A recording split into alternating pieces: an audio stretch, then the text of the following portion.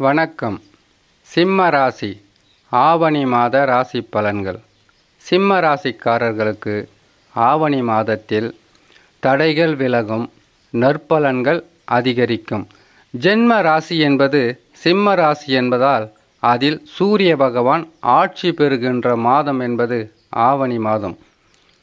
சுக்கிரனுடன் சேர்ந்து 2 கிரகங்களும் உங்கள் ராசியிலேயே சஞ்சாரம் செய்து 1 மாத காலத்தில் தடைகளை விலக்கி நற்பலன்களை அதிகமாக தரக்கூடிய மாதமாகவே இருக்கும். கோபத்தை தவிர்த்தால், அது மட்டும் இல்லாமல் அவசரத்தை தவிர்த்தால், உங்களுக்கு இருக்கக்கூடிய பல வகையான குழப்பங்களிலிருந்து நிதானமாக சிந்தித்தால் நற்பலன்கள் அதிகமாக பெறலாம்.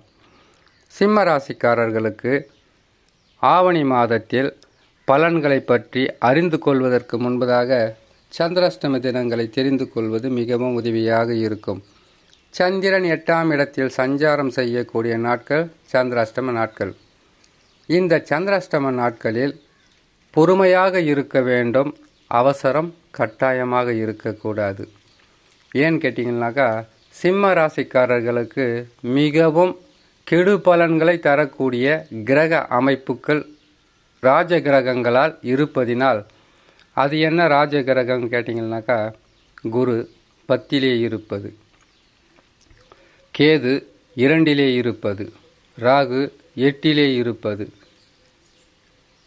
கண்டக சனியாக சனி பகவான் இருப்பது. இந்த காலகட்டங்கள் என்பது மிகவும் கெடு பலன்களை தரக்கூடிய கிரக அமைப்புகள். ஆனால் உபகிரகங்கள் என்று சொல்லக்கூடிய சூரியன், சந்திரன், செவ்வாய், புதன், சுக்கிரன், இந்த கிரகங்கள் உங்களுக்கு சாதகமான நிலையில் இருப்பதினால் இம்மாதத்தில் நற்பலன்கள் என்பது அதிகரிக்கும். சரி, சந்திராஷ்டம தினங்களை பார்க்கலாம். 21/8/2024 ஆவணி மாதம் 5ஆம் தேதி புதன்கிழமை இரவு 11:10 மீன ராசியில் சந்திர பகவான் சஞ்சாரம் செய்யும்போது சிம்ம ராசிக்காரர்களுக்கு சந்திராஷ்டமம் ஆரம்பமாகும்.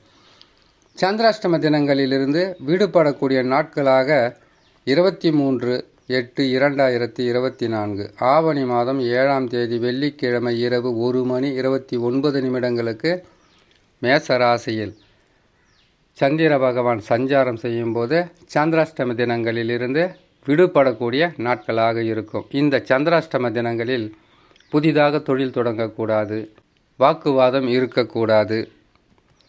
குடும்பத்திலும் சரி, வெளியிலும் சரி, அமைதியும் பொறுமையாகவும் இருக்க வேண்டும். அது மட்டும் இல்லாமல் வெளியூர் பிரயாணம் ஏற்பட்டால் சற்று தாமதமாக இருந்து 2.25 நாட்களுக்கு பிறகு சென்றால் பெரிதளவு பாதகம் இருக்காது. வண்டி வாகனங்களில் மெல்லமாக செல்ல வேண்டும். இம்மாதத்தில் கிரகங்கள் தரக்கூடிய பலன்களை பார்க்கலாம். சிம்ம ராசிக்காரர்களுக்கு ஜென்ம ராசியில் சூரியனுடன் இணைந்த சுக்கிர பகவான் நற்பலன்கள் அதிகரிக்கும். உடல் உஷ்ணத்தால் சில பாதிப்புகள் வரலாம். மருத்துவரை அணுகினால் சரியாகும். கேது பகவான் 2ஆம் இடத்தில் இருப்பது உங்களுக்கு கொடுத்த வாக்கை காப்பாற்றுவதற்கு பல வகையான போராட்டங்களாக இருக்கும். அல்லது பேசிய வார்த்தையால் சில பிரச்சனைகள் வரும். சனி பகவானை பொறுத்தவரையில் கும்ப ராசியில் வக்ரம் பெற்று கண்டக சனியாக இருப்பது பாதகமல்ல. நற்பலன்களும் கொடுப்பதற்குண்டான வாய்ப்புகள் கிடையாது. ராகு பகவானை பொறுத்தவரையில் 8ஆம் இடத்தில் இருப்பது, 8ஆம் இடத்தில் சந்திர பகவான் இருந்தாலே பாதகத்தை தருவார். ராகு பகவான் இருப்பதினால் உங்களுக்கு தவறான நட்பு, தவறான உறவு, தவறான சேர்க்கை ஏதாவது இருந்தால் அதிலிருந்து விலகி இருப்பது மிகவும் சிறப்பாக இருக்கும்.